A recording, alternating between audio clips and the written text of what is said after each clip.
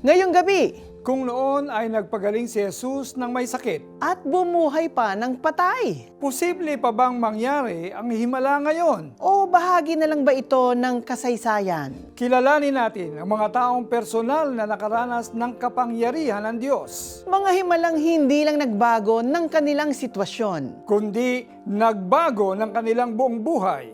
Ito ang The 700 Club Asia.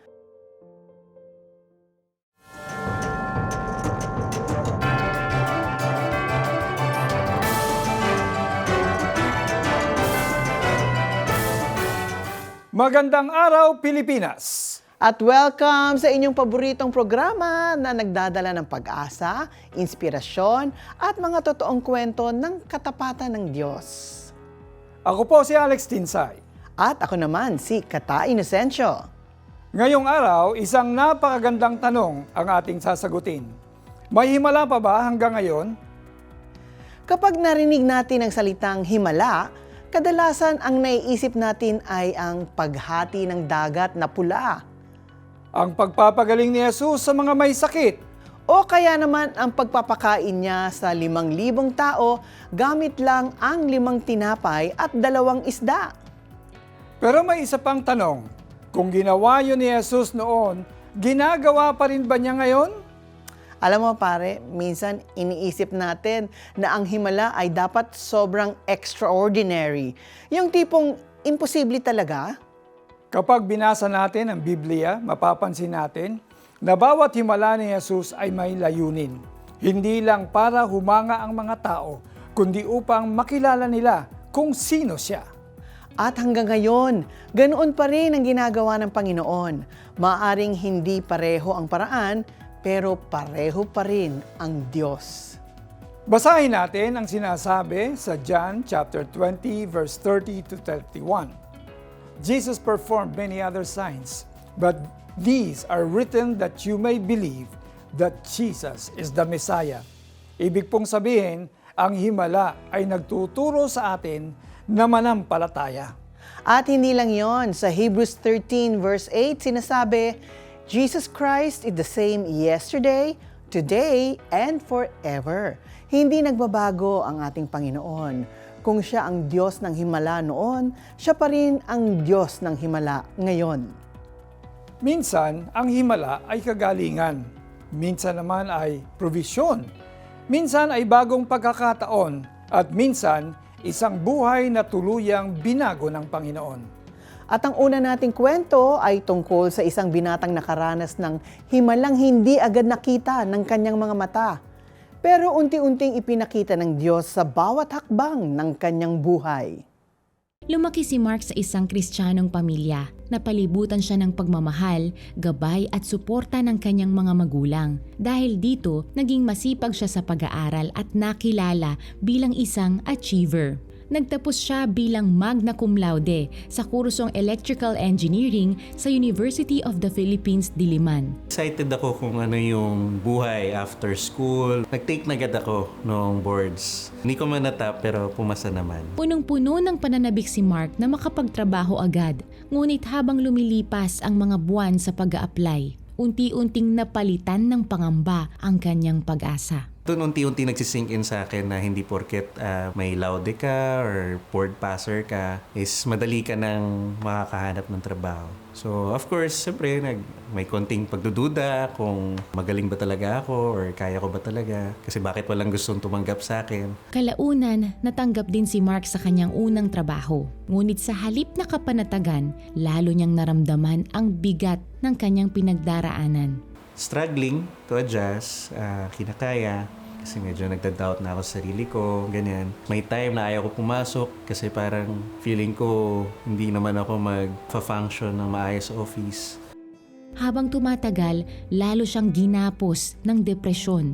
Makalipas lamang ang ilang buwan, napilitan na rin siyang magbitiw sa kanyang trabaho. When I look at the mirror, ano nangyari sa'yo, Mark? Wala akong mukhang may pakita sa kanila. That time, hindi na ako nag-church, hindi na ako nagpapakita sa mga tao. Para nag-shutdown ako. Sinubukan ni Mark na makaahon sa kanyang pinagdaraanan. Muli siyang nagtrabaho, umaasang makapagsisimula siyang muli. Ngunit hindi pa rin siya tuluyang nakalaya sa bigat na kanyang dinadala. Dumating sa point na talagang nauubos na ako.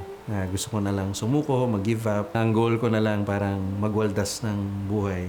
Makalipas ang ilang buwang pagkakalugmok, nagkaroon siya ng gym buddy na pastor na ginamit ng Panginoon upang siya'y magbalik loob sa kanya. Hanggang sa isang araw, si Mark ay napasama sa isang outreach sa Badjao community sa Batangas. One night, during the immersion, yung unang prayer ko uli na from the heart. Sabi ko, Lord, kung pwede pang tumino or maayos yung buhay ko, gamitin mo ko uli. The next day, binigyan ako ng Lord ng idea na kasi napansin ko yung mga bahay nila doon naka-jumper lang, kumaga isang kondador, 17 na bahay. So sobrang prone nun sa sunog. So parang naisip ko baka pwedeng lagyan ko lang ng panel board yon para kung mag-trip yung isa, hindi sunog silang lahat. Muling binuksan ni Mark ang kanyang buhay. Nakipag-ugnayan siya sa kanyang mga kaibigan, kapatiran sa simbahan at mga mahal sa buhay upang humingi ng tulong para maisakatuparan ang ideyang ipinagkaloob sa kanya ng Diyos. Isang misyong naglalayong magdala ng ilaw at pag-asa para sa komunidad ng mga Badjao. Personally, parang naging therapy na rin siya. Sabi ko sa sarili ko, ito na yung gusto kong gawin na mission. Pinangalanan ito ni Mark na Solar Hope. Solar yung naisip namin na best na gamiting medium to connect and reach out to communities. Especially doon sa mga walang kuryente. Yung hope, dahil nabuo siya in the light of my depression. Na parang there are people na ginamit ng Lord para magkaroon ako ng hope. Kasabay ng kanyang paglaya mula sa depresyon, si Mark ay pinagkalooban ng Panginoon ng magiging kasama at katuwang niya sa buhay. Meron na akong 3 non-negotiables. Una, dapat same kami ng heart, same kami ng faith, tsaka same kami ng passion. Nung nasimulan kong ma-meet si Hannah, tapos nakikilala ko siya. So una, same faith, check na agad. Tapos same heart, invite ko siya sa outreach. So sumama siya sa outreach. Nagulat ako kasi naglalakad lang kami sa community. Nawala siya. Nung hinahanap namin siya, nagulat na lang ako. Kausap na niya yung mga batang Badjao. Tapos parang nakikipaglaro na siya doon. So na-check na naman niya isang non-negotiable na same ng heart. Kasi siya na yung pinahandle ko doon talaga sa mga bata. Na-checkan ulit na same talaga kami ng passion. December 2019, naging magkasintahan sina Mark at Hannah. At makalipas ang 3 taon, sila'y nagpakasal noong February 2023. Siya yung binigay sa akin ni Lord kasi He brought me closer to God. Nandun yung peace ko sa heart ko na hindi ako nalalayo dun sa will talaga sa akin ni Lord. Very grateful ako kasi yung binigay ni Lord na partner is someone na naintindihan yung ginagawa ko sa Solar Hope or yung sa church or sa ministry. Talagang masasabi mong kabiyak eh. Kung nasan siya, nandun din ako. Patuloy sina Mark, Hannah at ang kanilang Solar Hope family na nagiging daluyan ng biyaya ng Panginoon sa mga communities ng indigenous people. Nung time ng pandemic, doon pa mas ginamit ng Lord yung Solar Hope. Kasi nasa bahay lang yung mga communities, sobrang kailangan yung ilaw sa bahay.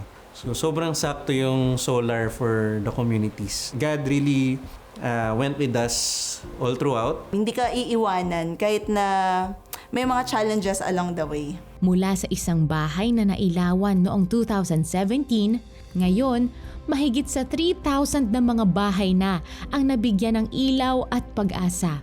15 communities ng indigenous people na ang inaruga ng Solar Hope. Nag-evolve na rin ang Solar Hope. May mga scholarship projects na kami, feeding, livelihood programs, patubig, pa-Starlink. So anything talaga na sabihin nila kailangan for the community. Ang masalimuot na karanasan ni Mark noon dahil sa depresyon ay nagkaroon ng kabuluhan sa Panginoon. Isa si Mark sa mga pinarangalan bilang the outstanding young men ng bansa.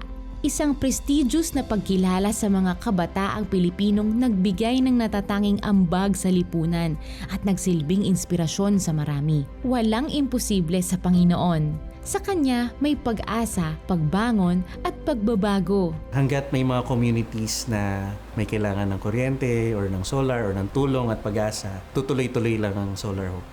You are the light of the world. A town built on a hill cannot be hidden.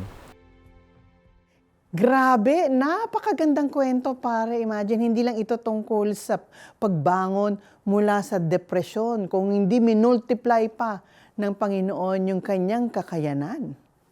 Alam mo, akala ko ang problema, yung walang trabaho yung mga matatalino.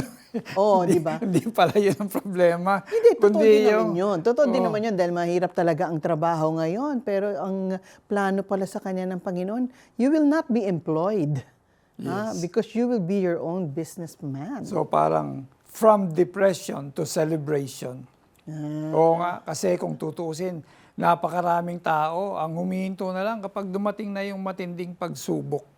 Pero si Mark, hinayaan niyang gamitin ng Diyos ang kanyang pinagdaraan ng pagsubok. Yan. At napansin ko rin, nung una, ang pangarap niya ay magkaroon ng magandang career. I mean, we understand that. Siyempre, graduate ka, may honors ka, no? You expect na you will get a good paying job. Pero nang makilala niyang muli ang Panginoon, mas naging mahalaga sa kanya ang misyon kesa sa ambisyon. At doon natin makikita ang isang napakagandang himala. Hindi lang binago ng Diyos ang sitwasyon niya, binago rin ang puso niya, nagkaroon pa siya ng magandang asawa. Magandang asawa. Hindi ba ganun mag-bless ang Panginoon? Talaga, siksik, liglig at umaapaw pa. At saka hindi lang yon, para hindi lang pang sarili na appreciation or promotion ang binigay ng Diyos sa kanya, kung hindi ginamit siya para i-bless ang komunidad. At dahil sa pagbabagong iyon, mahigit 3,000 kabahayan ang nagkaroon ng ilaw. 15 komunidad ang natulungan. Maraming kabataan ang nabigyan ng scholarship. Imagine, isang buhay na binago ng Diyos, pero libo-libo ang naabot. At palagay ko, hindi pa tapos si Mark dahil may partner na siya sa buhay para sa mission na ito. Alam mo, naiisip ko si Mark angkop na makipag-partner sa Operation Blessing eh. Diba? Pwede. So alam mo, Mare, may isang verse na naalala ko sa Matthew 5, chapter 5, verse 14 to 16. You are the light of the world. Hindi sinabi ni Jesus na tayo ang liwanag dahil sa magaling tayo, performer tayo. Liwanag na tayo dahil ang liwanag ng Panginoon mismo ang siya nang nagmi-mirror o nagniningning through us. Yan. At minsan po yung himala ng Diyos ay ikaw pala. Ikaw ang sagot sa panalangin ng isang pamilya at ng isang komunidad. Ikaw ang magbibigay dahilan para may makarinig tungkol kay Jesus. Ikaw ang magiging kamay at paa ng Panginoon. At yan mismo ang ginagawa ng CBN Asia sa tulong ng inyong suporta. Kapag kayo po ay nagbibigay sa ministeryo natin, hindi lang kayo nagbibigay ng basta donasyon, nagiging bahagi kayo ng mga himalang ginagawa ng Diyos sa araw-araw na pamumuhay ng napakaraming mga Pilipino. Marami ng buhay ang nabago sa pamamagitan ng inyong pagmamalasakit. At kung nais din ninyong maging bahagi ng misyong ito ng CBN Asia, maaari ninyong iscan ang QR code na makikita ninyo sa inyong screen. Sama-sama nating ipagpatuloy ang pagbabahagi ng pag-asa, pagmamahal at ng mabuting balita ni Kristo. Para magpaabot ng inyong suporta, panoorin po natin ito. Blessing more people through CBN Asia is fast and easy using your GCash app. Just tap the QR button to scan CBN Asia's GCash QR code. Enter the amount you want to give. Tap Next, then Pay. Send a screenshot of your receipt to CBN Asia via Facebook Messenger or email partnership@cbnasia.org so we can acknowledge your donation. To make future donations faster, save CBN Asia as a favorite biller in your GCash app. Tap the bills icon, choose Add Biller, select CBN Asia, and enter your details. Then tap Save. Be God's hand of blessing. Give today.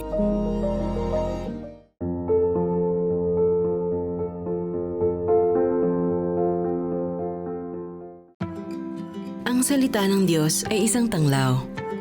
Liwanag sa dilim, gabay sa naliligaw. The best kung babasahin at ibabahagi mo araw-araw. Dahil ang ilaw ng mundo ay ang salita na namumuhay sa iyo. Panahon na upang maging tanglaw.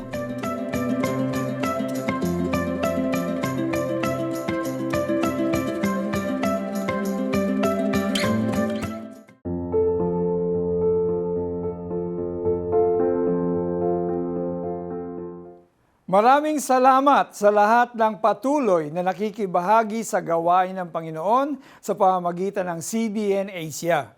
Dahil sa inyong suporta, mas marami pang buhay ang naaabot ng pag-ibig ni Kristo. Mas marami pang pamilya ang nabibigyan ng pag-asa. At mas marami pang tao ang nakararanas ng himala ng Diyos. At isa sa pinakamakapangyarihang paraan na maaari nating maipakita ang pagmamahal sa kapwa ay ang pananalangin. Dahil ang panalangin ay hindi lang simpleng paghingi sa Diyos. Isa itong pagpapahayag ng ating pagtitiwala na ang Diyos ay nakikinig, kumikilos, at gumagawa ng himala. Kaya samahan ninyo kami sa Push Pilipinas!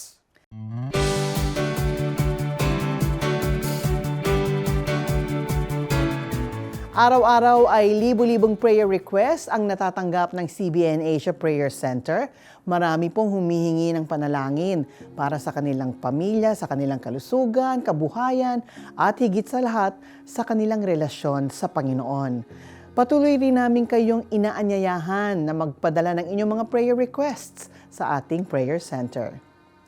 Ngayon, ipanalangin natin ang ilan sa mga kahilingang madalas naming natatanggap. Ang prayer request ni Lito, pakipanalangin po ang enrollment ng aking mga anak. Father God, in the name of Jesus, narinig po ninyo ang prayer request ni Lito. Lord, in the name of Jesus, I pray for miracle provision, even scholarship, Lord God, or divine helper para, Lord God, tulungan sila sa mga gastusin upang makapag-aral ang kanilang mga anak. Salamat po, Panginoon, dininig nyo na ang aming panalangin sa pangalan ni Jesus. Amen. Prayer request naman ni May. Pray for our household to be united. Father God, our desire is for our family to be united in love and forgiveness. Lord God, in the name of Jesus, Lord, would you unite the hearts of this family, O Father God, and help them, Lord God, to see you as the head of the family, to make you the center of their family, so that they will do everything out of love and forgiveness. In Jesus' name, amen. Ang prayer request naman ni Dayan, ipanalangin ninyo po ako at napaka-pressured po ako sa trabaho. Meron na po akong anxiety. In the name of Jesus, I pray, Lord God, sa prayer request na ito, anxiety, spirit of anxiety, I cast you out right now in the name of Jesus. I bind you and I cast you out in the name of Jesus. And I declare, Lord God, that the prayer has been answered. It's done in Jesus' name. Amen. Ang prayer request naman ni Alexis, hingi po ako ng panalangin para sa nanay ko na nasa ospital dahil sa gallstones. Father God, narinig po ninyo ang prayer request ni Alexis. Kami po ay naninindigan together with her in faith, O God, that you will be the one, Lord God, to heal her mother from these gallstones. In the name of Jesus, Lord God, remove these gallstones already in Jesus' name. And I pray for complete healing upon her mother, Lord God. Even the provisions, Lord, yung mga kakailanganin po nilang bayaran, but maging sa, hindi lamang sa ospital, kundi yung mga gamot, Panginoon, kayo po ang magbibigay. In faith, O God, we come to you. In Jesus' name, amen. Hindi lamang napakagaang sa pakiramdam kapag pinagkatiwala natin sa Diyos ang ating mga alalahanin, kundi nagkakaroon tayo ng katiyakan na sinasagot ng Diyos ang ating mga panalangin. Totoo po yan. Hindi man agad natin makita ang sagot, may nangyayari na sa sandaling tayo ay nananalangin. Binabago na ng Diyos ang sitwasyon at madalas, binabago niya ang ating puso. Sabi nga sa Jeremiah chapter 33 verse 3, "Call to me, and I will answer you and tell you of great and unsearchable things you do not know." Napakagandang paalaala na kapag tayo ay tumatawag sa Panginoon, hindi siya bingi sa ating mga panalangin. At minsan, ang sagot ng Diyos ay higit pa sa inaasahan natin. May mga pagkakataong ang himala ay hindi lang ang mismong hinihingi natin, kundi ang pagpapakita niya na kasama natin siya sa bawat hakbang. At ang susunod nating kwento ay isang napakagandang patunay nito. Isang simpleng LPG tank na naging paalaala ng hindi nauubos na katapatan ng Diyos. Panoorin natin ang kwento ni Christina sa ating pagbabalik. So stay with us.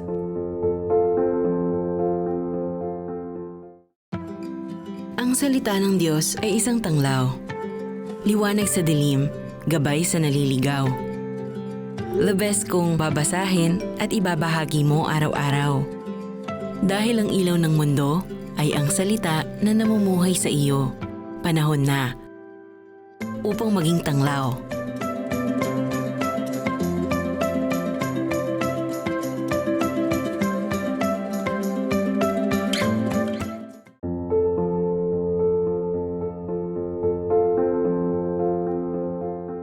Best friend ko tumira sa akin for 6 months. Tapos nag-experiment kami, luto tayo sinigang, sige paano, or yung mga ibang mga pagkain. And kahit siya, nakita niya na, 6 months na nga, totoo nga, hindi tayo nagpapalit ng gasol for that whole duration ng 6 months. And hanggang sa umabot siya ng 6 years na hindi namamatay. Para sa iba, isa lamang karaniwang gamit sa kusina ang LPG tank. Ngunit para kay Christina, ito ang naging tahimik na saksi sa isang himalang nagpabago sa kanyang pananampalataya. Lumaki si Christina sa isang relihiyosong pamilya sa Bulacan. Pagtungtong niya sa college, lumipat siya sa Maynila at tumira sa bahay ng kanyang tiyahin. Sa tulong ng ilang kamag-anak, nakilala ni Christina ang Panginoong Jesus. Sa pagdalo niya sa mga youth camp, nasaksihan niya ang mga patotoo kung paano gumawa ng himala ang Diyos sa buhay ng iba't ibang tao. May mga deliverance, may mga nakita kami na nakahiga, na bumabangon ng hindi natutupi yung knee na talagang very impossible na mangyari. Parang nakita ko na okay, kayang magpalaya ni Lord, kaya niyang mag-reach out or makinig sa mga anak niya. When you pray, He listens. Pero hindi pa yon naging ganap na personal kay Christina hanggang sa taong 2008 na siya'y magsimulang magtrabaho at bumukod ng tirahan. Isa-isa niyang binili ang mga kagamitan sa apartment, kabilang ang kanyang LPG tank. Nakikita ko lang sa mga pag nag-house blessing, hinahawakan nila yung mga walls, yung mga gamit, and they declare blessing. So hindi ko pinabless yung apartment, but I did that on my own. So parang naalala ko, hinawakan ko rin yung gasol na parang I declare blessings, yung mga, again, even yung mga plates, yung mga gamit-gamit sa bahay. Dahil limitado pa ang kanyang budget, araw-araw na nagluluto si Christina para makatipid. Wala pa naman talaga akong savings that time. So talagang nagluluto ako sa bahay. So breakfast siya and dinner. Ngunit may isang bagay na labis na ikinabahala ni Christina. Ang araw na kakailanganin niyang magpalit ng LPG tank. Nasa ikalawang palapag ang kanyang apartment at mag-isa lamang siya sa bahay. Ang prayer ko lang that time, Lord, tulungan mo ako na sana palaging merong someone na tutulong sa akin na mag-akyat ng gasol. Kasi inisip ko, what if i-deliver tapos wala yung landlord ko? Parang paano ko iakyat? Ito ang bigat-bigat. After 5 months, nakita ko na nag-flicker na yung apoy. Nakikita ko parang namamatay-matay na siya. So parang naalala ko, okay, baka due ko na napalitan ko na yung gasol. So ang sabi ko lang, sige, hintayin ko na lang na hanggang mamatay na siya ng tuluyan. So, ina-expect ko na siyang mamatay soon. Ngunit salungat sa kanyang inaasahan, hindi pa pala iyon ang huling pagkakataong magagamit niya ang kanyang LPG tank. Nagantay ako ng days, and then meron pa rin weeks, meron pa rin months, meron pa rin hanggang sa napagod na akong mag-antay. Hinayaan ko na lang siya. And hanggang sa umabot siya ng 6 years na hindi namamatay. Ayon sa mga taong may karanasan sa LPG, halos imposibleng umabot ng ganoon kahaba ang isang tangke na regular na ginagamit sa pagluluto. Para sa akin himala, dahil kadalasan po talaga, 3 months po talaga ang umaabot ng 11 kilos na tangke. Pero higit pa sa pambihirang karanasan sa gas tank na tumagal ng 6 years, ay ang pagkakaroon ni Christina ng personal na patotoo sa himalang dati nakikita niya lamang sa iba. So nakita ko na talagang si Lord to. Ito yung power ni Lord. Yung impact niya sa akin na parang, Lord, grabe nag-work ka pa pala. Parang naisip ko lang na, Lord, kahit pala hindi ako perfect, kahit pala ang dami ko pang pagkakamali, parang kaya mo pa rin akong mahalin or kaya mo pa rin akong gawan ng miracle. Mula sa himalang naganap sa kanyang munting kusina, mas lalong lumalim ang pananampalataya ni Christina. Taong 2016, dinala siya ng Panginoon sa isang mission trip sa Africa kung saan mas naranasan pa niya ang kabutihan ng Diyos. Ngayon, isa nang may bahay si Christina. Aktibo siya sa children's ministry at nangunguna sa mga feeding program para sa mga batang nangangailangan. Isang patunay na ang Diyos na nag-provide noon ay siya ring Diyos na patuloy na kumikilos sa kanyang buhay hanggang ngayon. So doon sa mga manonood na praying for miracles, until now, the Lord listens, the Lord does miracles. And the Lord loves us na alam niya kung paano yun siya mag-reach out sa atin. Ano yun? Unli gasol? Sana unli electricity din para lalo na sa panahon ngayon. Ibang klase talaga ang milagro diyan sa buhay ni Christina. Sana all. Ano ba pagkaintindi mo? Dinig ko 6 years daw hindi nawalan. Oo, di ba? Pwede pala yun. Grabe, no? Miracle nga eh. Oo, Sa akin, normal lang yung pinagpipray ko, yung gas ko. Yung na, wag diesel maubos. Oo, O nahumapa yung kuryente, wag tumaas. Alam mo, Mare, kung hindi mismo si Christina nagkwento nito, baka mahirap talagang paniwalaan. Oo nga pare, no? Imagine that. 6 na taon, hindi naubusan ang laman ng LPG tank. Saan ba niya binili yan? Gusto ko rin bumili dyan. Pero ang mas tumatak sa akin ay hindi ang mismong tangke. Ang mas mahalaga ay ang mensaheng gustong ipaunawa ng Diyos kay Christina. Tama ka dyan. Dahil kung tutusin, kayang gumawa ng Diyos ng kahit anong himala, pero ang bawat himala ay may specific purpose. Hindi lamang para humanga tayo, kundi para mas makilala natin siya ng lubusan.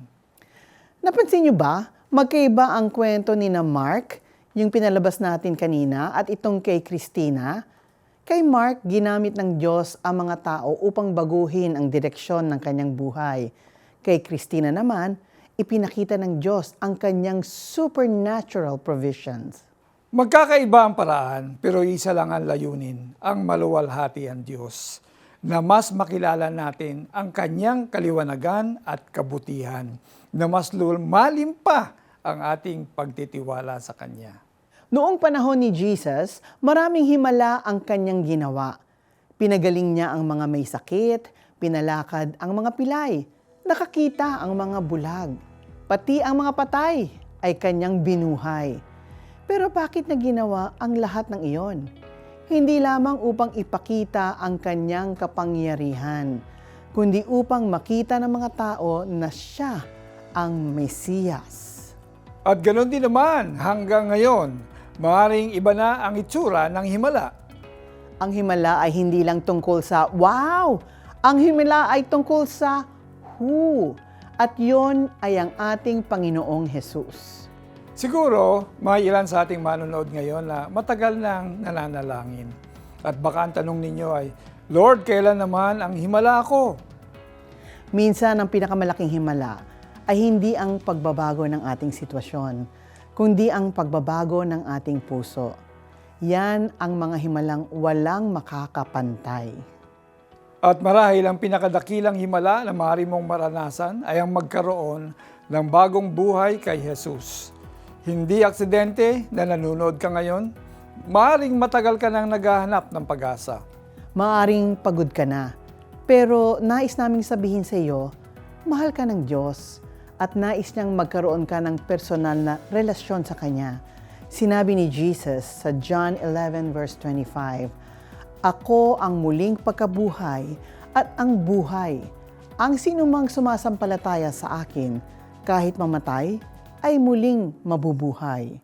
Ang tunay na buhay ay matatagpuan lamang kay Jesus. Tayo po ay manalangin. Panginoong Diyos, napagtanto ko ngayong araw na ito na kayo ay Diyos na mabuti at mapagmahal. At ang plano at intensyon ninyo para sa amin ay para sa aming kabutihan. Kahit na kami ay daraan sa mga pagsubok, kapag kami nagtiwala sa inyo, Panginoon, kami ay iyong ililigtas. Kaya ngayong araw na ito, Panginoong Diyos, tulungan niyo po ako dahil ako po ay lugmok na sa aking kasalanan, sa aking pong mga pagkukulang, sa aking pong mga problema. Diyos ko, tulungan mo po ako.